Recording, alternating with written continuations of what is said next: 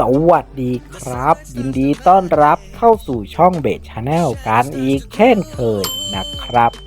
ในวันนี้ตัวละครที่ผมจะนำมาวาดนั่นก็คือเจ้าแห่งลัทธิแต่ไม่ได้มาเพียงแค่ตัวเดียวนะวันนี้จะเป็นการประทะกันระหว่างก้านกล้วยและก็เจ้าแห่งลัทธินะครับทุกคนซึ่งผมก็จะวาดให้กับเพื่อนๆน้องๆได้ดูกันเลยนะโอเคและเพื่อไม่เป็นการเสียเวลาเราก็ไปลงมือวาดก้านกล้วยปะทะเจ้าแห่งลัทธิในเกมโลบอก99 คืนเอาตัวรอดให้ตากันเลยครับไปกันเลย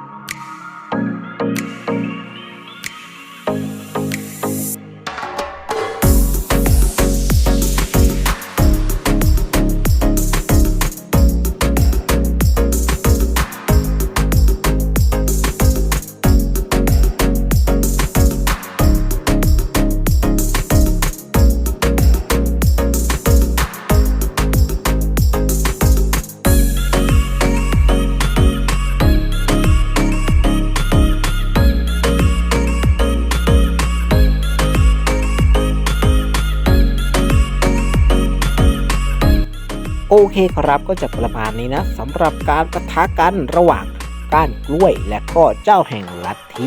ในเกมโลบอกนะครับเพื่อนๆน้องๆคนไหนถ้าชอบคลิปนี้ก็อย่าลืมกดไลค์เพื่อเป็นกำลังใจให้กับผมทำคลิปต่อๆไปด้วยนะครับสำหรับคลิปนี้ผมก็ขอตัวลาเพื่อนๆน้องๆทุกคนไปก่อนไว้เจอกันใหม่คลิปหน้าและก็คลิปต่อๆไปเลยนะครับสำหรับวันนี้สวัสดีครับบ๊ายบายฝากกดไลค์ด้วยนะจ๊ะ